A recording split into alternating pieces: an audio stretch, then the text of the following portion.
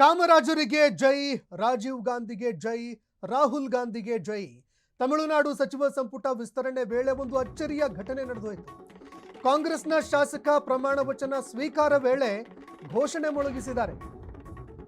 ನಾಯಕ ಕಾಮರಾಜು ರಾಜೀವ್ ಗಾಂಧಿ ಅವರ ಪರವಾಗಿ ಘೋಷಣೆ ಮೊಳಗಿತು. ಕಿಲ್ಲಿಯೂರು ಶಾಸಕ ರಾಜೇಶ್ ಕುಮಾರ್ ಪದಗ್ರಹಣ ವೇಳೆ ಘಟನೆ ಸಂಭವಿಸಿದೆ. ಪ್ರಮಾಣ ವಚನ ಸಂದರ್ಭದಲ್ಲಿ ಈ ಘೋಷಣೆಯನ್ನ ಕೂಗಿದ್ದಾರೆ ಶಾಸಕ. ತಮಿಳುನಾಡು ರಾಜಕೀಯದಲ್ಲಿ ಹಿಸ್ಟರಿಯೇ ಕ್ರಿಯೇಟ್ ಆಗಿ ಹೋಗಿದೆ. ಬರೋಬ್ಬರಿ 59 ವರ್ಷಗಳ ಸುದೀರ್ಘ ಕಾಯುವಿಕೆ ನಂತರ ತಮಿಳುನಾಡು ಸರ್ಕಾರದಲ್ಲಿ ಭಾರೀ ಬದಲಾವಣೆ ಆಯಿತು. ನೋಡಿ, ಕಾಂಗ್ರೆಸ್ ಪಕ್ಷ ಮಂತ್ರಿ ಸ್ಥಾನವನ್ನು ಪಡೆದುಕೊಳ್ತು. 59 ವರ್ಷಗಳ ನಂತರದಲ್ಲಿ ಒಂದು ಮಂತ್ರಿಗಿರಿ ಸ್ಥಾನ ಸಿಕ್ತು ಕಾಂಗ್ರೆಸ್ ಪಕ್ಷಕ್ಕೆ. ಆದರೆ ಈ ಐತಿಹಾಸಿಕ ಕ್ಷಣದಲ್ಲಿ ರಾಜಭವನ ಸಾಕ್ಷಿಯಾಗಿದ್ದು ಮಾತ್ರ ಒಂದು ಹೈಡ್ರಾಮಾಗೆ.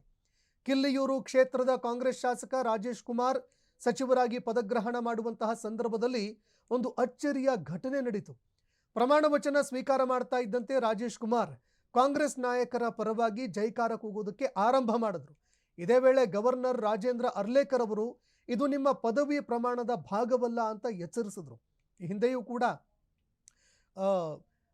ಸಿಎಂ ವಿಜಯ್ ಅವರು ಪದಗ್ರಹಣ ಸಂದರ್ಭದಲ್ಲೂ ಕೂಡ ಆ ಒಂದು ಪದಗ್ರಹಣ ವಿಚಾರಕ್ಕೆ ಸಂಬಂಧಪಟ್ಟಂತೆ ಭಾಷಣ ಮಾಡೋದಕ್ಕೆ ಆರಂಭ ಮಾಡಿದ್ರು. ಅದಕ್ಕೂ ಕೂಡ ಅರ್ಲೇಕರ್ ಅವರು ತಡೆ ಒಡ್ಡಿದ್ರು.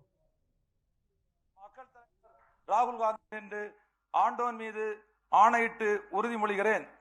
பெருந்தலைவர் காமராஜர் நாமம் வாழ்க, பாரத ரத்னா ராஜீவ் காந்தி நாமம் வாழ்க, மக்கள் தலைவர் ராகுல் காந்தி வாழ்க என்று ஆண்டோன் மீது ஆணையிட்டு உறுதிமொழிகிறேன்.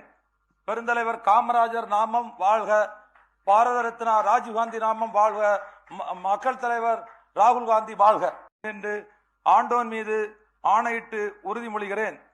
பெருந்தலைவர் காமராஜர் நாமம் வாழ்க, பாரத ரத்னா ராஜீவ் காந்தி நாமம் வாழ்க, மக்கள் தலைவர் ராகுல் காந்தி வாழ்க என்று ஆண்டோன் மீது ஆணையிட்டு உறுதிமொழிகிறேன்.